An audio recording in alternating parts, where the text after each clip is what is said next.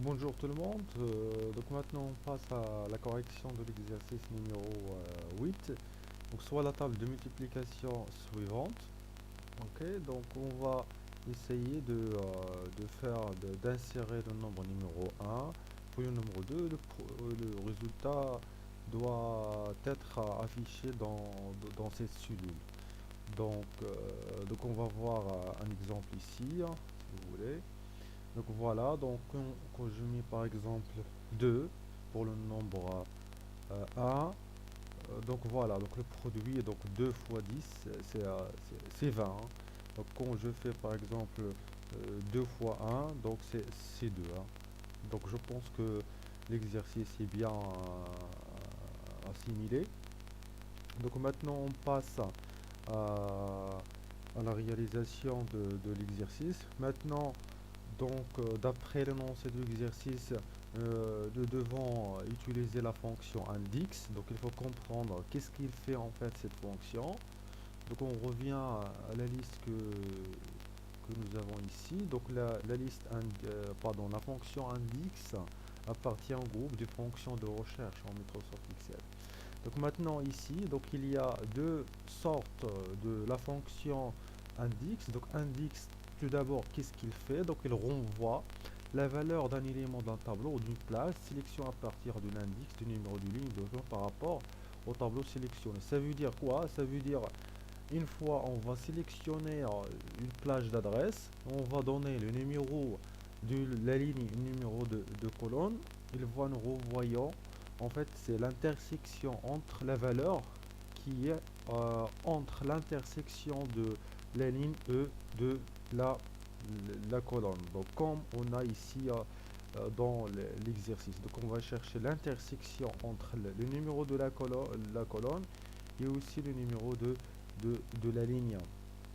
Bien sûr, l'autre indique, on peut dire que c'est forme référentielle, donc on va l'utiliser quand on a plusieurs tables. Ici, nous avons juste une seule table, donc un seul tableau, donc on va utiliser juste la première sorte de la fonction index. Après, dans l'exercice suivant, donc on va voir les indices avec de plusieurs tableaux. Donc, c'est ce qu'on va faire ici.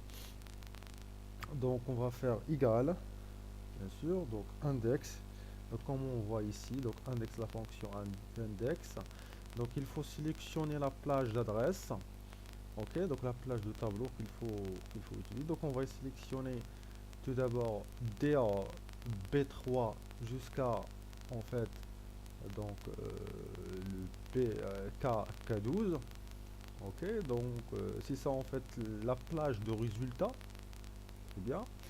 Donc après, donc le numéro de la ligne va être, c'est la valeur qui va être insérée dans le D14, point virgule, pardon, donc point virgule, le- l'adresse de le nombre 2, on va fermer en fait la parenthèse.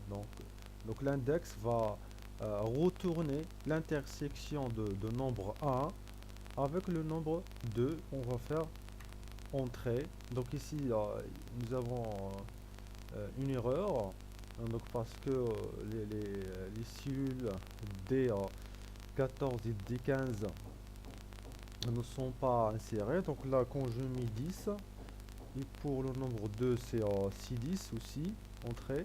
Donc on va obtenir ces 610. Ça veut dire quoi? Donc ça veut dire c'est l'intersection entre le numéro 10, ok, parce que c'est l'intersection de numéro 10. Donc nous avons 1 2 3 4 5 6 7 8 9 10, donc c'est le numéro de la colonne.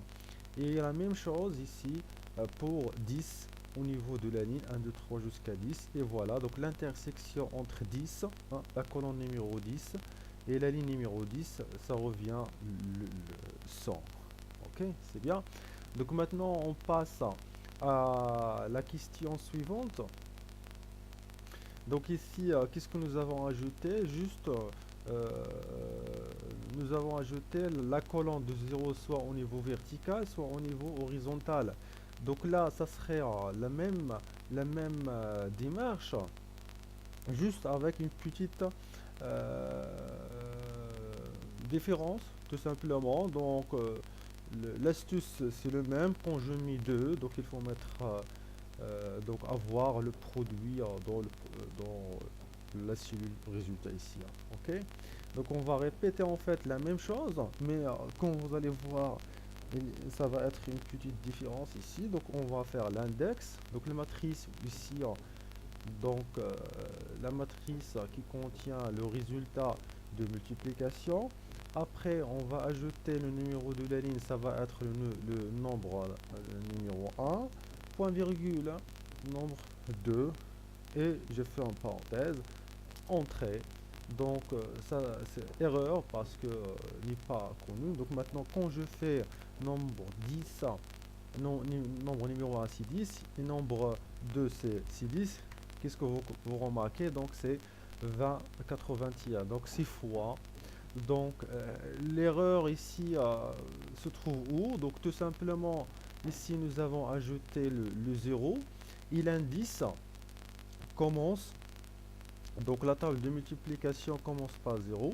Donc ce dernier se trouve dans la ligne d'indice 1 et la colonne d'indice 1. Ok, donc on commence par l'indice 1 pour 0. Donc quand je mets ici 10, automatiquement c'est 9. Ok, parce que ok, hein, donc parce que nous avons commencé par 0. C'est comme ici, hein. Donc c'est 0, 0, pardon, donc 0, pardon, 1, 2, 3, 4, 5, 6, 7, 8, 9 et 10. Ok, donc 9 c'est 10 en fait. Ok, quand je mets 10, ça veut dire l'index numéro 10. Donc 9 pour la colonne et 9 pour la ligne, donc ça sera 80. Donc c'est pour cela la fonction index commence par l'index numéro 1. C'est pour cela, donc d'une façon générale, quand on a un nombre n, se trouve dans la ligne d'index n plus 1 et la colonne d'index n plus 1 si on commence par 0. Donc qu'est-ce qu'on va faire tout simplement? Donc on va ajouter ici E15 plus 1 et E16 plus 1 pour dire que il faut, donc parce que nous avons commencé par 0, parce que 0 prend l'index numéro 1, donc on va faire entrer et vous voyez maintenant très bien le résultat est correct. La même chose si on fait 9, 9 c'est correct. Donc j'espère que c'est très bien expliqué, donc et je vous laisse à l'exercice suivant, Inch'Allah. À bientôt.